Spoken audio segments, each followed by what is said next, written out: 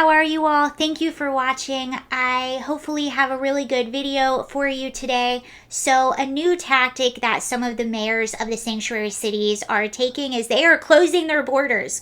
So Eric Adams and Brandon Johnson had some pretty brilliant ideas to stop the flow of migrants coming into their cities by holding the buses and the planes and whoever is driving or piloting them or the companies they're associated with.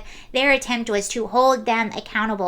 So one of the things Eric Adams wanted to do in New York City was he wanted to require them that they had to give a 38-hour notice before they were dropped off, which I guess kind of makes sense. But at the end of the day, those border states do not get any notice when people are coming through. They've been asking the Biden administration for help. They've been completely ignored at a federal level.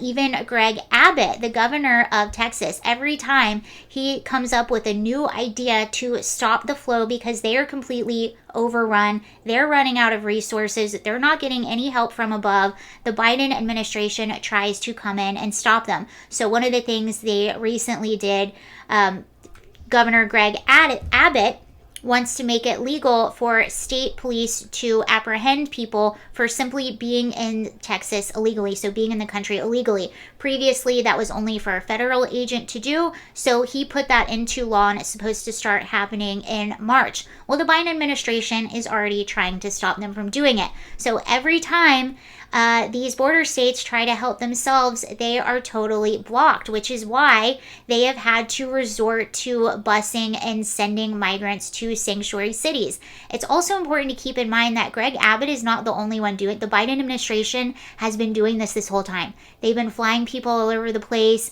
Catholic Charities has been transporting and flying people all over the place, and it's actually a pretty small amount of number, the people that actually arrive in New York City and actually arrive in Chicago that are directly from Greg Abbott. And now that word has gotten out amongst the migrants, illegal immigrants, invaders, whatever you want to call them, that these cities are giving them free resources, they're requesting to go there. So really, this is a monster that these sanctuary cities themselves have created. So, Eric Adams tried to stop them, and so did Brandon Johnson. So Greg Abbott, because Brandon Johnson was trying to hold the planes accountable, saying you're not allowed to bring any migrants in Chicago anymore. So Greg Abbott just flew them right outside of Chicago, and they are being transported into Chicago. So that's what's happening now. The buses and the planes are just dropping off migrants on the outskirts, and then they're being transported in. So this really did absolutely nothing, and here is a bit of a news story on that. News: a plane carrying migrants from Texas arrived early this morning at Rockford's International Airport. And then they were loaded onto buses and sent to Chicago. NBC5's Jen DeSalvo. I do have a clip of a local alderman in Chicago, and he is giving his opinion on this situation. I do want to point out that this is a Democratic alderman.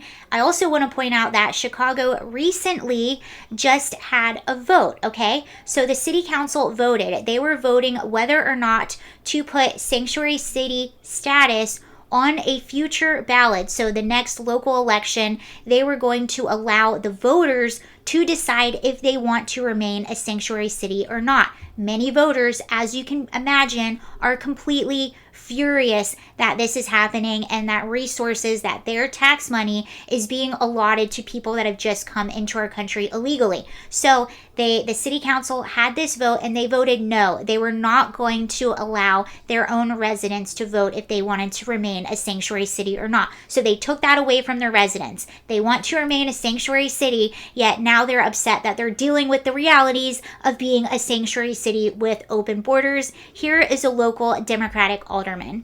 We've seen the conditions worsening because of the tactics that continue to be worsening. Now we see Governor Abbott even sending people by plane, which is putting really our communities not only at risk, but it is really putting our whole communities at the brink of And that just goes to show you a lot of these policies are nothing more than an empty virtue signal, because once you hit reality, you realize, oh, we can't have open borders and be a welfare state. Being a sanctuary cities with an open border president is actually not sustainable at all. And what's really frustrating is what I told you going into that video. They were going to allow their citizens the right to vote. And that would have actually been a really good out for some of those local politicians, because a lot of these people they're loyal to their radical activist base, and a lot of them are afraid that they're going to upset that radical activist base, so they're not going to back down on the sanctuary city. Instead, they are going to shift blame everywhere else. For instance, the evil Greg Abbott, which Karine Jean-Pierre piggybacked off that earlier today. This was an interview that she gave on CNN about the busing of migrants. That a Republican governor, Governor Abbott in Texas, is using migrants as a political stunt. That's what he's been doing. So you're referring to the busing of migrants to northern cities? Absolutely. And the busing of migrants, the putting them on flights, it is shameful that is occurring. And instead of, if the governor really truly wants to deal with this issue, he should talk to the senators in his state. And that's kind of the game here. They're going to do and say everything they possibly can except close the border. That is the one thing they will not say. But another play that they have, another move that they attempt to make, and by the way, I don't agree with this at all. They're going to say we need to expedite work permits. We need to expedite paths to citizenship. I don't agree with that, because all that's going to do is attract more people. That is not stopping the flow at the border. Our December numbers, by the way, 302,000 encounters at the southern border in the month of December. That's more than we've ever had. So the more we expedite, the more people are going to realize how easy it is to become a citizen and work in the U.S. And that situation at the border is only going to get worse. But since they brought that up, I thought it would be interesting to see, okay, so how many people in Chicago are actually applying to work? Let's look. City data shows 14,717 asylum seekers are staying in city shelters. Another 578 await placement, and thousands more have been resettled. But now we're learning just how many of them will be able to start looking for jobs. CBS 2's Sabrina Franza has been digging through city data. She's live for us outside the city's landing zone. Sabrina. Erica, the number of asylum seekers who are actually able to work right now is minuscule compared to the number of people who are here. CBS 2 has obtained internal data from the city of Chicago, which suggests only about 1% of asylum seekers that are here have the golden ticket to get to work. And there you have it, you all. It's just a bunch of finger pointing. Nothing is going to change unless people start to get real, unless people start to call out the actual real problem, or these politicians get voted out. One of the two. But this pointing fingers at everyone, I don't think anyone is buying it anymore. And maybe there will be another video on this later, but now Brandon Johnson, his new thing is he's talking about reparations in Chicago to stop the crime. Reparations. Where are those going to come from? Because you ain't got no money. It's all going to this migrant problem. I believe he's even dipping into his COVID funds to pay for this issue. But how are you? And you know what?